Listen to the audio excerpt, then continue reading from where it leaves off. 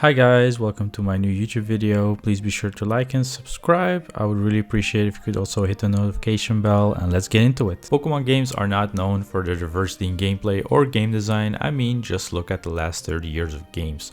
So in most games, you're expected to beat the 8 gym leaders, and then you unlock the final challenge, which is usually the Elite Four. These are the 4 strongest trainers in the region if we don't count the champions, or frontier brains, or rivals. Maybe they should have been called the mediocre 4, but I guess that wouldn't hit as hard. In Generation 1 Kanto, you're finally able to get past these annoying guards at the Indigo Plateau that kept blocking your path. Also, I still don't understand what that one guard was doing in the water. Like, bro, you can just stand at the other edge of the water. When I first arrived at the Elite Four at a young age, my palms were sweaty, thinking these next trainers must be super strong. Let me tell you, little Anisu was going through it, especially after the door closes behind you and the only way is forward. I recently beat the Elite Four again and was surprised that I always remember them being way stronger than they actually are. In Generation 1, these 4 trainers were introduced as type specialists, similar to the gym leaders. Their order was as the following: you have Lorelei, the Ice type Elite Four member, you have Bruno, the gym bro, who uses fighting type Pokemon. Then we have the older lady Agatha, who has ghost Pokemons allegedly. Finally, we have the guy with the cape and the Super Saiyan hair, Lance, the dragon trainer. However, as you already read in the title, the Elite Four in these games actually just straight up lie to you and are way worse than you remember. I will be going through all 4, going from the least bad member to the worst one. But honestly, if you play these games, I'm sure you know who the worst one is. First up, we have Lorelei, who uses Ice-type Pokemon, allegedly. But once we actually take a look at her team, she uses a Dewgong, a Cloyster, a Slowbro, Jinx, and a Lapras. And to be honest, we will come to a very common theme that you will notice throughout Elite Four is that they actually specialize in another type of Pokemon than the type the game tells you. Besides one Pokemon being Jinx, who is a Ice and Psychic type Pokemon, all her other Pokemon are also Water type, with Slowbro not even being an Ice type at all, with Slowbro being a Water and Psychic type. So essentially she's a Water type Elite Four member, but I guess since they already had Misty, they felt like recycling a type would be cheap. She is not the worst trainer in the game, with some of her Pokemon being kinda strong, like Lapras, Cloyster, Slowbro, Jinx. However, she falls victim to the smart AI curse of Gen 1, especially her Dewgong, which I will explain later on. Her team does have strong moves and are not completely useless with bad stats, unlike some others on this list, so I felt it was okay to put her first. Next up, we have Agatha, one of the most annoying trainers in Pokemon existence. She trolls you just for the love of the game, I swear to god. Her whole team is set up to make you smash your Game Boy into a billion pieces. Like, her favorite moves are Confuse Ray, Hypnosis, Dream Eater, everything that just makes your life a living hell. She uses 2 Gengars, a Haunter, a Golbat, and an Arbok. Like Lorelei, she's more of a Poison type Elite Four member than a Ghost type. Although with Agatha, I do feel like she has more of an excuse because there are only 3 Ghost Pokemon in Generation 1. However, I do have no idea why Game Freak only put 3 Ghost types in the entire game and made so many more Psychic types, and that does make me wonder why Game Freak didn't just switch Sabrina and Agatha, since there are way more Psychic type Pokemon in Gen 1. And since Sabrina is only a gym leader, she only uses 4 Pokemon, even though there are 12 Psychic type Pokemon in Generation 1, excluding Mewtwo and Mew. And again, with Koga, they probably felt that copying the Poison type again for Agatha would be redundant, but hey, this one is gonna hurt me a lot. But after Agatha, we have Lance, the man with the best theme in the entire franchise, and honestly, the biggest cheater in Pokemon history. Let me explain what I mean by that. He talks about using dragon type Pokemon and that they're virtually invincible. He talks a big game for a guy whose whole team is 1 Thunderbolt and 1 Ice Beam away from him working at the local Pokemart. He does have a strong team on paper. His team is made up out of a Gyarados, 2 Dragonairs, an Aerodactyl, and a Dragonite.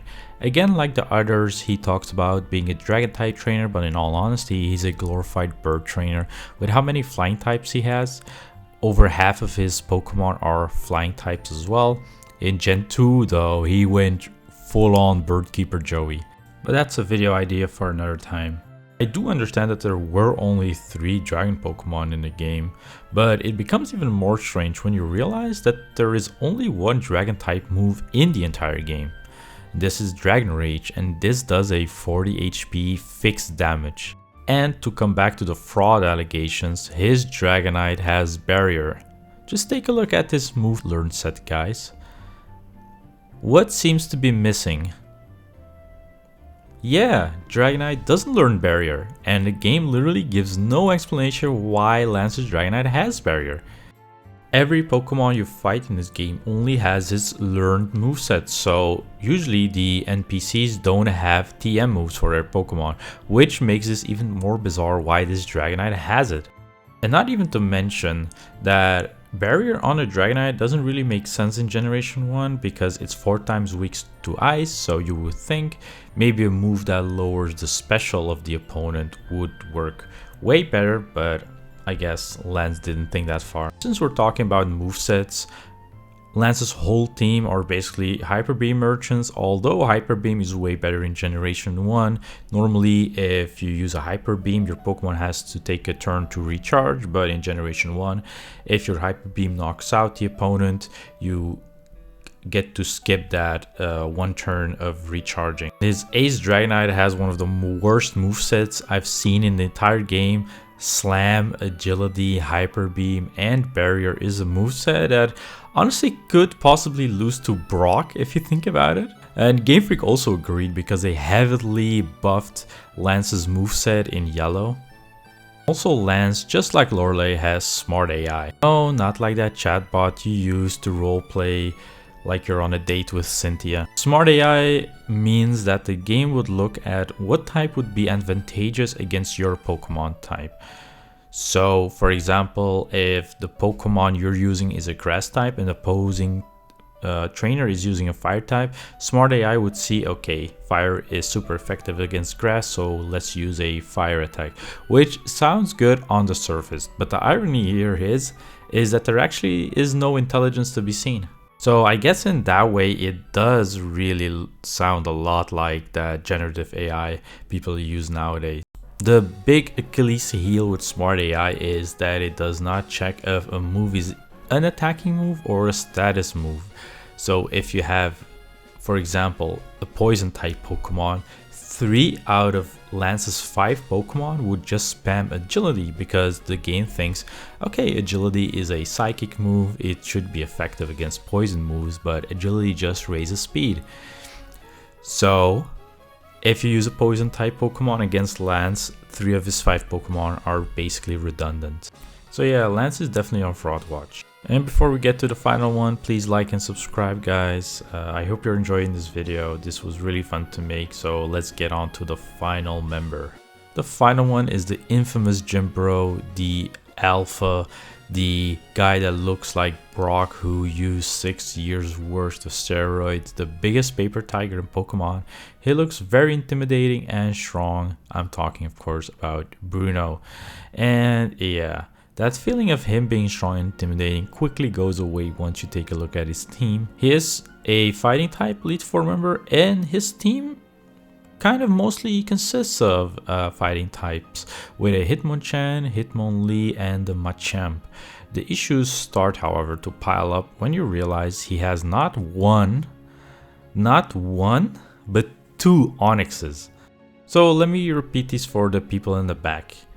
He doesn't have a Rhydon, or a Golem, or even a Geodude, or a Graveler, or a Rhyhorn, or whatever strong rock type Pokemon you can imagine.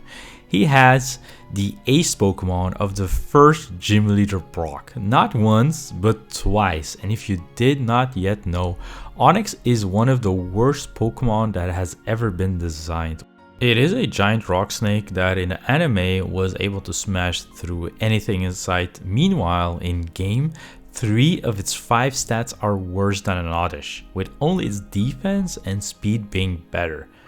So Bruno would unironically be stronger if he had 2 Odysseus on his team. A first stage evolution Pokemon you can catch at the start of the game. Not even to mention its horrible movesets. Rock Throw, Rage, Slam, and Harden are peak Generation 1, with Rage objectively being the worst move in Pokemon history. And if you look at his fighting types, they don't do much better. Machamp is literal fodder with focused energy, making sure it never crits. Fissure being useless against any Pokemon that's faster. And Submission being, well, yeah, Submission I guess. Hitmonchan's moveset is 50% special, and with its 35 special, it means you only need to worry about Mega Punch, which misses 90% of the time. We know in Pokemon, if a move is not 100% accurate, it's actually 10% accurate. And Counter works only on normal or fighting moves. Yes, in this generation, Counter is so useless you shouldn't even bother using it. The only saving grace is Hitmonlee, and that's not because Hitmonlee is some amazing Pokemon. It's an okay Pokemon, but it's because Hitmonlee has one of the biggest glitches in Generation 1 with its high jump kick move. That move alone saves this whole Pokemon. Normally it should do half of the damage to Hitmonlee in recoil damage if Hitmonlee misses with high jump kick, but Generation 1 being Generation 1 means it does only 1 HP in recoil damage. But Hitmonlee having one redeeming quality does not mean that Bruno is any less of a weakling. You can honestly beat Bruno with just a Butterfree, since all of his Pokemon have such bad specials. And sometimes I look at these stats and I'm still bewildered what Game Freak was thinking, with like a Hitmonchan having 35 base special is so crippling that, especially in Generation 1 where special moves were so strong, I still don't know what they were thinking, but hey. And I don't know how Bruno kept his Elite Four status going into Generation 1. He honestly must have some sensitive information on someone important in the Pokemon world, but yeah, this guy is a certified jobber. Well, that was my list, guys. I want to make this video for a long time because I always felt like Generation 1 was a lot of smoke and mirrors.